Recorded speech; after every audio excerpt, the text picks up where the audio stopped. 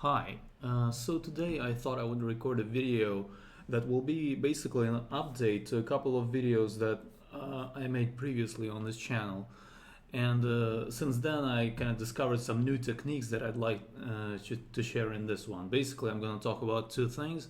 One is a better way um, to create a correctly quoted strings so that you can put them in messages in your scripts so that a user can copy a quoted, for example, file name or something like that from a message in your script, and it could be pasted back into a terminal command and then ran correctly, always, like in all circumstances. So that's one thing that I wanted to give an update on. And the second thing is it's about the use of printf, just like a new thing that I discovered I wasn't aware of before that can make it much easier to set width on columns. If you use printf to create columns of text, you can set variable width without having to mess with the format string itself, but you can pass the width of the column as an argument to printf. So I'm going to show how all that works, but let me start at the beginning. Basically, the first thing that I want to talk about, like the quoting. Basically, I recently found this this expansion in Bash reference manual that I wasn't aware of before. That basically has this syntax. Parameter, which is basically a variable name, or it can be a special or a positional parameter like 1, 2, 3, or something like a question mark, or a there's numerous special parameters. For example, like a number sign that represents the length of the like the total number of positional parameters, etc. So it can be like a variable name or one of those things. And then it is followed by the @ sign, and then you have the operator, and the operator can be one of these letters, and basically it can transform the value of that variable and present it in kind of these various ways. So I'm gonna basically, the bit that I found particularly helpful for what I was doing when I found out about this is this Q operator. So let me start with that, and then maybe I kind of do a quick run through of the other things to just like briefly show you what else is possible with this expansion. So let's see. So I've been working on these two scripts recently that kind of help you create and remove symlinks in kind of in a way that's easier to do compared to like the normal ln command. I'll make videos about these scripts later on this channel. Basically, I'm not gonna go into what these scripts do here, but while I was basically creating those scripts, I came across that parameter expansion, and I realized that it's a much better way to include quoted strings in messages. So for example, this message contains a value that I want to have quoted in case it contains single quotes or like some other special characters like a new line or something like that. And basically what I used to do is something a bit more complicated. So here's a message from an error message from one of my other scripts, search and subs, which basically has the same situation. You have I have a quoted value there, but what I used to do is basically use this other expansion which replaces all the single quotes within the variable value if there is any single quotes in there, in such a way that like if I enclose the entire thing in single quotes, it will basically in most cases give me exactly what I need. So for example, like if I had a string, let's say a 5 o'clock or something like that, so with single quotes I'd have to write it like this. by interrupting the range, the first range, and then putting an escaped single quote in there, and then followed by another range of single quoted string, substring. So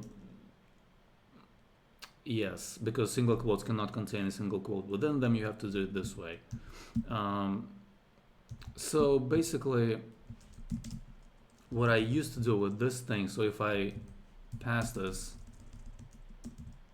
a here, I get this as the output. So this, well, okay, so let me just first echo it out without, with like, so that you can see the actual value that we got there. So like 5 o'clock is the value without any of this stuff, just to be clear. That's just to create the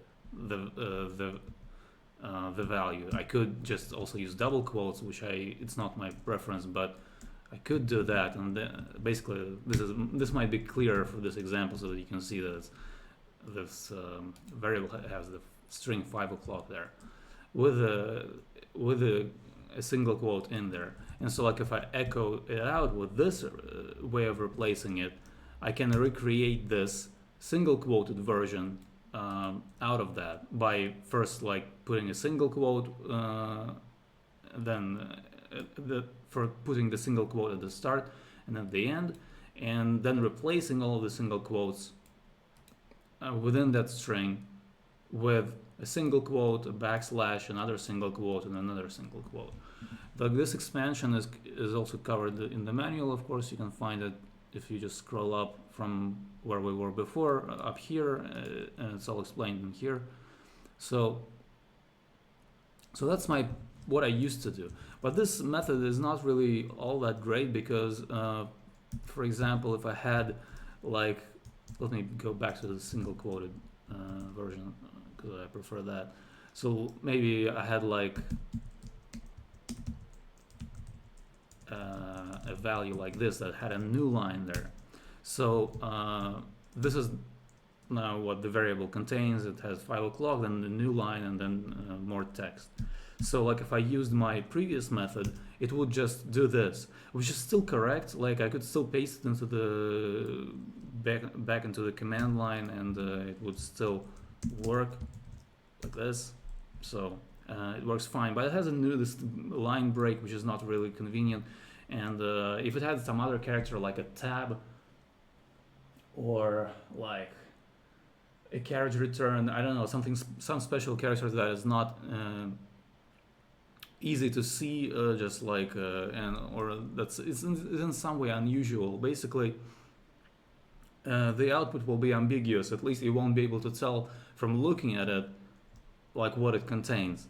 And then maybe with copying it, depending on the terminal, it may have further issues with preserving the exact value. So this method that I used to use is not really working here. But now back to this kind of new method. If I just put an @q here, it turns out I can get this as the output, which is great. Let me put it up here. So this basically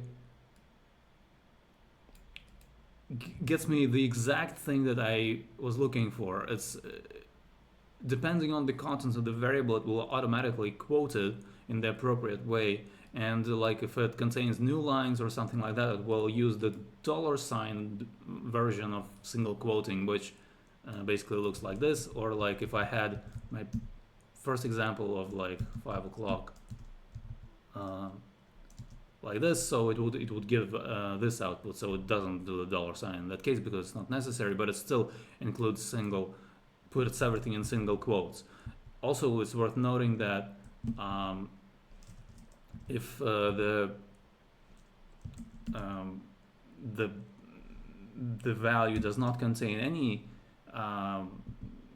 spaces or anything that's necessary, like that would require quoting, it will still quote it, which is actually exactly what I'm looking for. Sorry, I did the A, but I meant to do B. So like this apples doesn't contain any spaces or anything like that. So like I could just not quoted at all and it would still work, but it's still quoted, which is great because now I can put this stuff into an error message like this and it would work basically much better than my previous method, and it would achieve the same purpose, and the message will always contain a correctly quoted value which can be copied and pasted without like any problem. So I didn't do the copy and paste of this one, so if I did that, like I can paste it and it will preserve the exact value, but now it's all on the same line and uses this correct shell quoting and escapes like a special of the special characters, etc. So like this is much better, and I intend to like replace it basically in my scripts. Wherever I did this, I'll just do like a search and replace it with this, and this is what I did with this more recent script that I'm working on over here. So I'm just using this now, and this is much better. So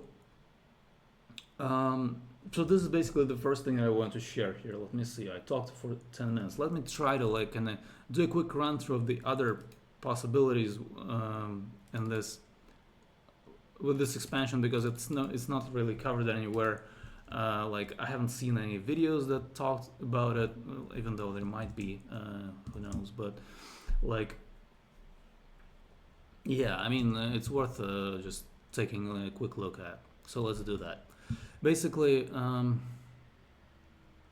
yeah, let me go to where I was already doing things here. So so we took a look at the capital Q, but let's now go back to the beginning of the list and take a look at these three together, because they all have to do with converting the capitalization of the letters in that string. So let's see. So let me let's go with this 5 o'clock example. And let's do capital U, that capitalizes everything. The lowercase u, I'll have to like put a word at the beginning here, because that capitalizes only the first letter, the first character converted to uppercase here. So that only does the first letter, and then the uppercase L, that will only do like 5 in all capitals. So right now it contains this value, so if I do add capital L, it will convert everything to the lowercase. So this is very simple. It's actually like I think these do the same, but I guess maybe there's just another way. Maybe there are some differences. I haven't looked into that. We're just doing a quick overview, so let's not kind of dwell on that for too long. So now the capital E. So basically this is a way to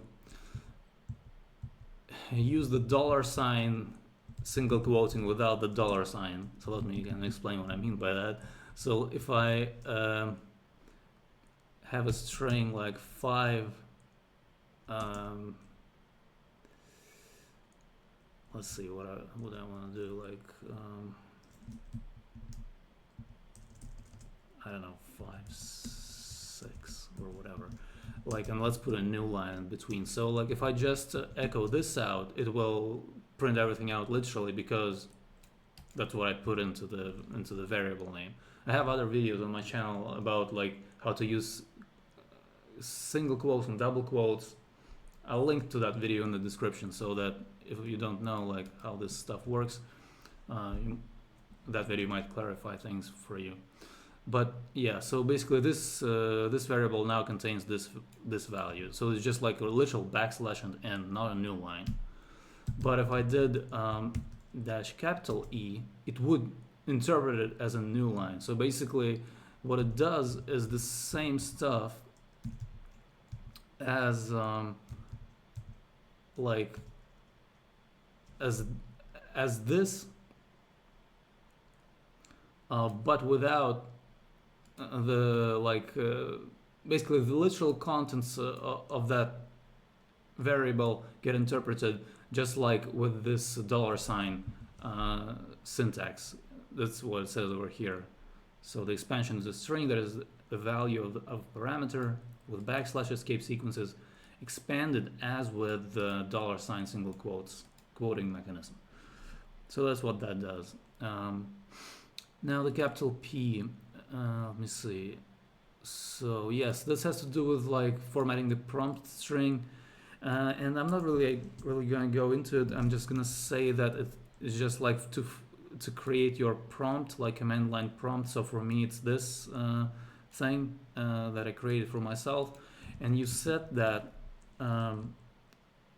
prompt string by using the ps1 and ps2 variables. There's also ps3 and ps4, but they are less kind of important, I guess. Like they do slightly different things. For the prompt string, you want to do ps1 and ps2, and so yeah, like ps1 controls this main one, and ps2 controls what appears here. Like if you do the backslash escape of a new line at the end, so that you can have a multi-line command. The ps2 controls the contents of this part of the prompt. So let me see, add operator P, capital P. Yeah. So it does something related to that. I haven't really looked into this, but I'll just leave it at this. Like, let's keep it kind of short and not spend too much time. So it has to do with the prompt string, and I kind of briefly explained what that is. Now the capital A, the expansion is a string in the form of an assignment statement or declare command that, if evaluated, will recreate parameter with its attributes and value. So this is kind of interesting because like this is similar to declare P. I have like another video on my channel too about using declare P to view values of the variables. So we create these two variables, and I can use declare P to do to basically, if I were to execute these as code, it would set those variables exactly like I have them right now. So I could also, let's just also have an array here. Maybe have like one value with spaces. Oops. So so I could do this as well, and that would give the code for creating that array.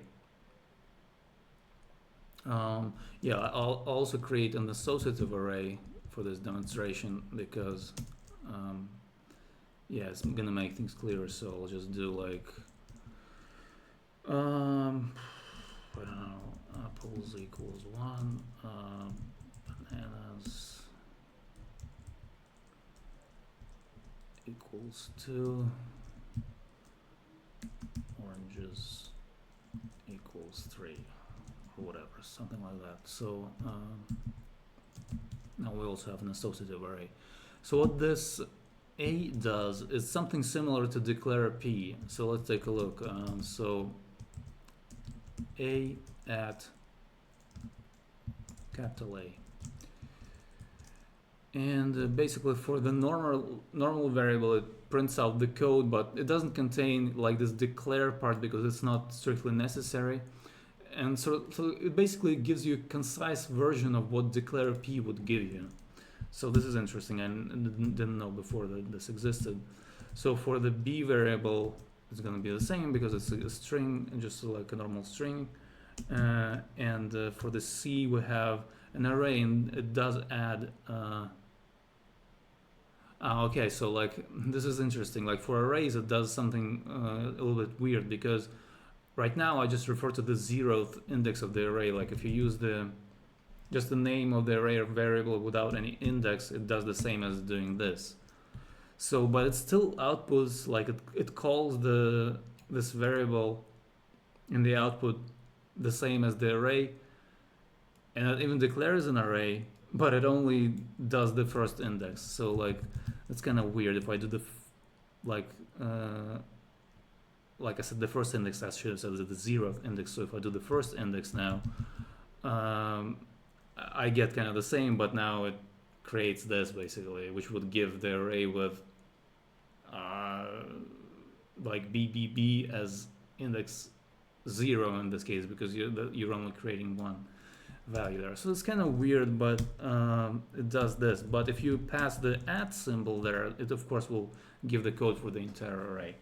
So yeah, this is how that works. And finally, for the associative array, let me see what it does. So if you don't pass the index, it just gives declare capital A and then the name of the variable. But then if you pass, like I guess like AAA, let's see what that does. Nothing actually. Or no, I don't have the AAA there. I used apples and stuff. So apples. So it just does this, which doesn't make any sense, because like this is not even the code for creating an associative array. Will that create an associative array? Like, what is it gonna create? Let me test it out. Like, I'm curious now. So declare PD. So it just puts D at the index, like, and calls the index 0. Okay, I don't know why that would be like useful, but maybe I'm not like fully up to date on something. So yeah, and then of course, if you do the @ symbol there, then it will give the code for the entire associative array, and it's out of order because associative arrays are unordered in Bash. And again, I'm going to refer again to that video on declare P that I made, where I also show the script that I wrote that's called pretty declare print as this script. Yeah, I'm not sure what I'm showing here, but here's a man page in its original source code. But yeah, it basically allows you to format this output in a nicer way. So I could actually pipe it to pretty declare print, and that would now alphabetically sorted so that we can read it easier, and like add the colorization and stuff. So this is a script that is useful, especially for like debugging, and sometimes also like for other things like viewing the values of variables in the terminal when you're working on something. It just kind of presents everything in an easy to read way and gives like additional information about what attributes are set, etc. So take a look if you are interested in that. But yes, so associative arrays are unordered, and like that's why if you just do declare P or D and use the @A expansion, then you get like you might get them not in the same order as you created them, because there is no order attached to associative arrays in Bash. But that's capital A. Now capital K produces a possibly quoted version of the value of parameter, except that it prints the values of indexed and associative arrays as a sequence of quoted key value pairs. So like let's just see what this does, because it's kind of hard to understand from the text. If I do capital K, it basically gives us all the keys within that array and all the values, and then it quotes what needs to be quoted. For example, like I also did this other indexed array that we have, and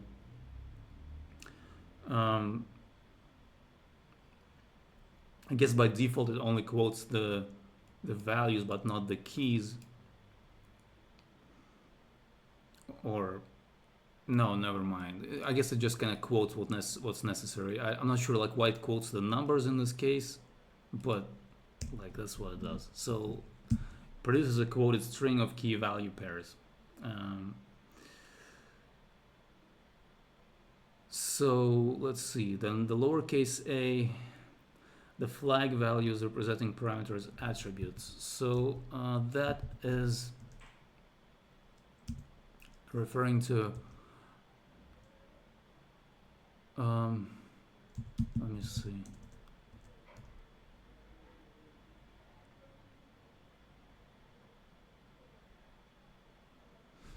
Yeah, I kind of forgot what it does, but it has to do with basically declare p. See, so the flags are these. So like, what is it not? Parameters attributes.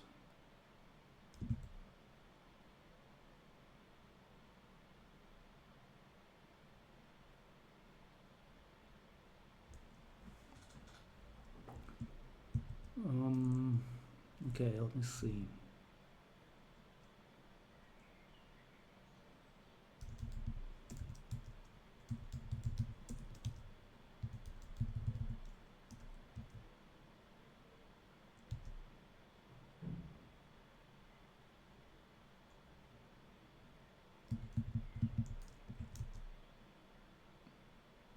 Okay, so like here's our A, B, C, D variables. So right now they have these. So in the flags that are referred to here, flag values, are basically the options to declare. And it's not just any options, it's if we view help for declare,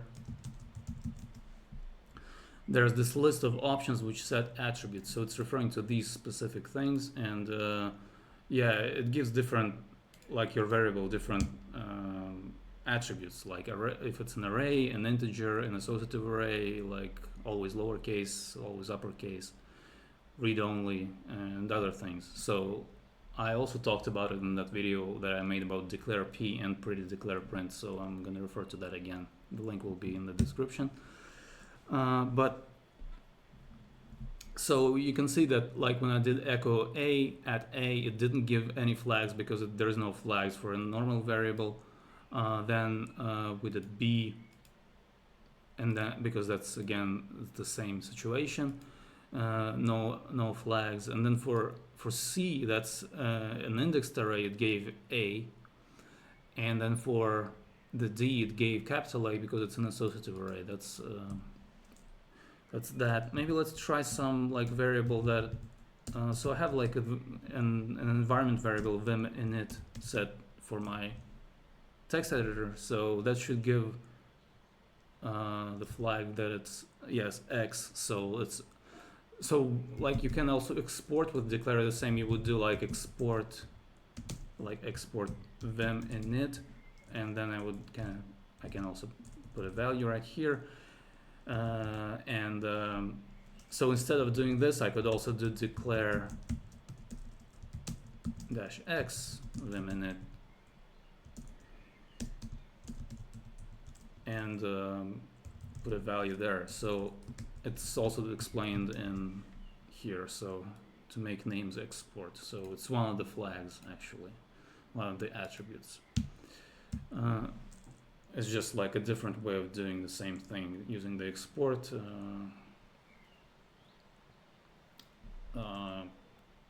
command, or the declare with the appropriate attribute set. It's the same.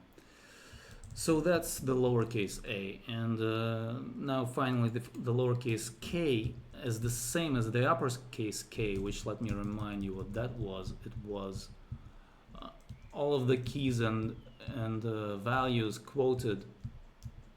Where's our D, capital K? So if I do the lowercase version, it's just not gonna quote them, and that's like what it does. So yeah, that's the deal.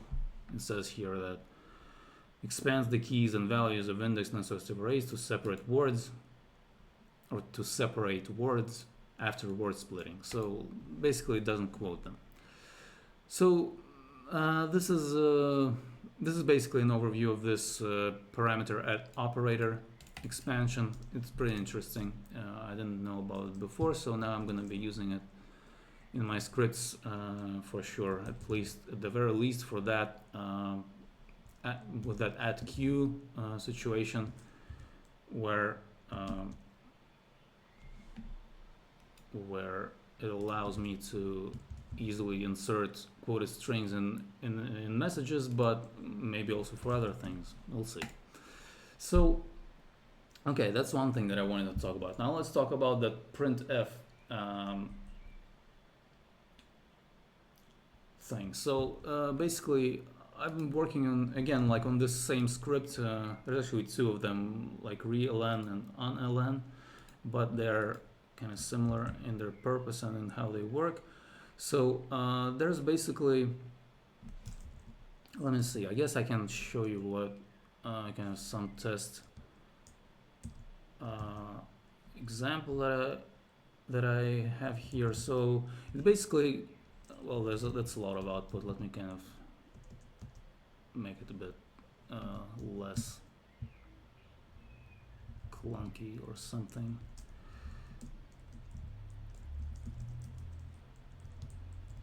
Maybe let's just do this. Okay, yeah. So I kind of have this output. So like basically, sometimes these files, like these file names can, in this case, they are actually the same length, but maybe I have a file there that has like a different, let's say 12. Yeah, okay. So now like the column is slightly, like the names are of different length, and if I didn't calculate the width of that column, it would just misalign, and then this part would, like this, where the X's and the colons appear, it would be just like all out of order, and it would be harder to read, especially like imagine if this line was even longer, then it would create a mess basically. So it's nice to have an aligned column. And with printf you can use, let me find just the part in the script where this is happening. So this is the part that prints this message. I'm going to refer to this part in a moment, but let me just first do like a quick explanation right here. So let me see. Yeah, okay, let me create, maybe I already have the test array, so I'll unset it just in case. I'll just create it again like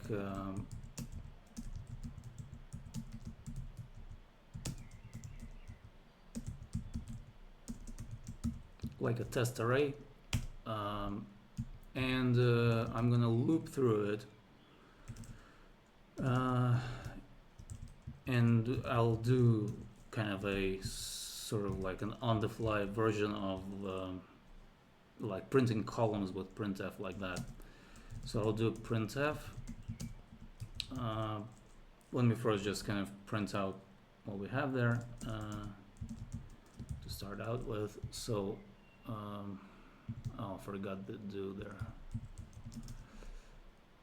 and of course the I. So like, yeah, we have this column. So let's pretend that there's another column here, and I'll just insert like a 1 here. So let's say that this 1 is actually some other column, and so like we have this jagged edge where the first column has strings of different lengths, and we'd like to have like everything aligned properly so that all the ones appear also in their own column.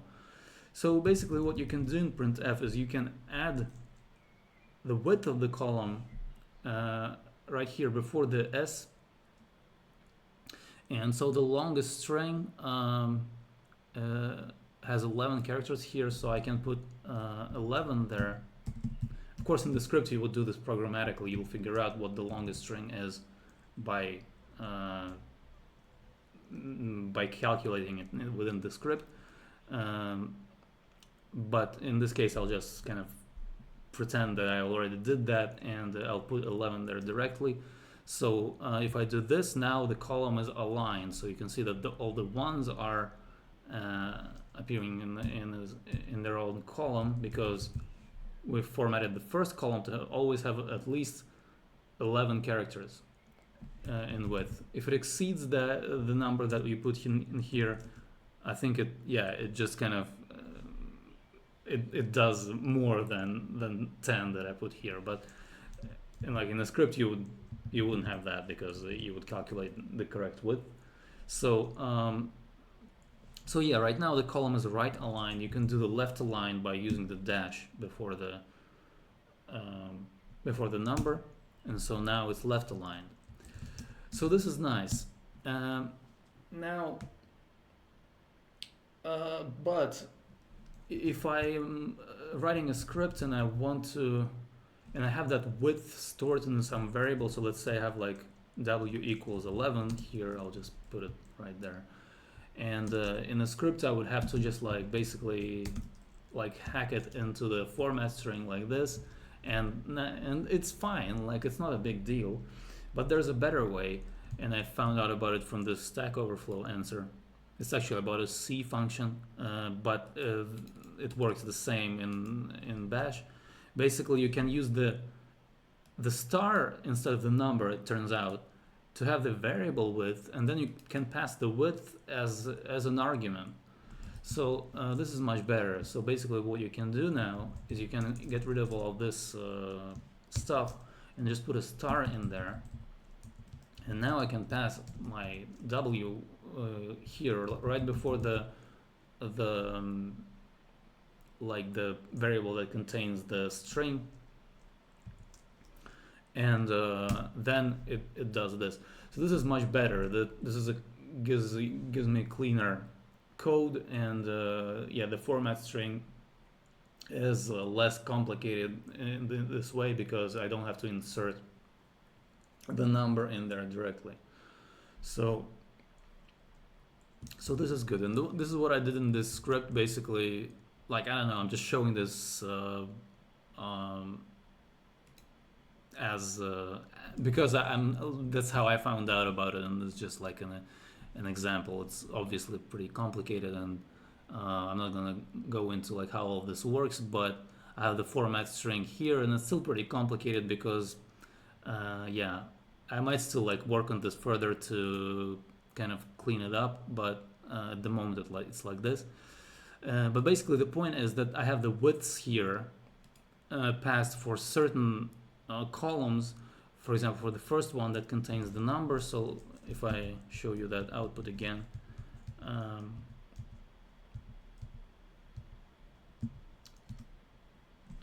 man, where was it? Yeah, this one. So like for the first column, it contains just the number,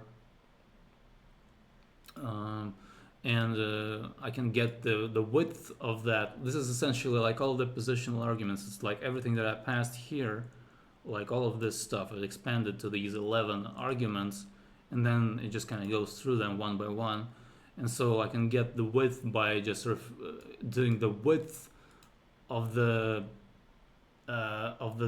number sign variable, which contains the total number of positional parameters. So there was 11 parameters, and then I take the width of the string, the 11, and the width of 11 is 2, so it will put it here, and then I can get the width for that, and then I can calculate the widths for other things within the script elsewhere, and then I have the width for the second column as well, and for the fourth one, for this one too.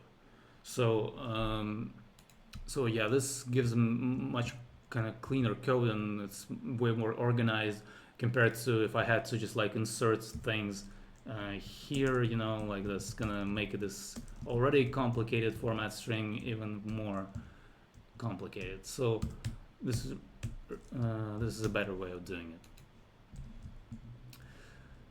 So yes, this is basically what I wanted to talk about in this video. So we talked about the, and this isn't like an update to my previous videos that I made.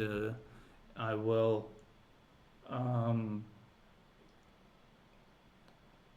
yeah, basically I mentioned these things in several videos that I that I had on the channel before. So this is going to be an update to those. It's going to be hard to like figure out where I said what, and so like this method of quoting that I talked about previously, like this one, unfortunately I won't be able to find that. I'll find all of the instances where I said that, so that I can add like a note to the description or something saying that it's been updated. So I'll try doing that. When I see it, I will try to update it, but I might not do it everywhere. But basically this is an update to that. So like now what I do is I do the add q syntax instead. So instead of this, I do this. So that's that. And finally, there's this other way of doing the printf columns with printf, where you can pass the width as an argument, and this gives you much cleaner code, especially if things get as complicated as I have here in this script, for example, over here. So so yeah, these are the updates. So basically it's the update to the printf video and to like other videos where I mentioned the previous way of quoting strings and messages, and like it's also an overview of this parameter at operator expansion in bash, which allows you to do various things, which is also good to know about. So yeah, this is basically it. Thanks for watching. I hope you found this video interesting and valuable, and I'll see you in the next one.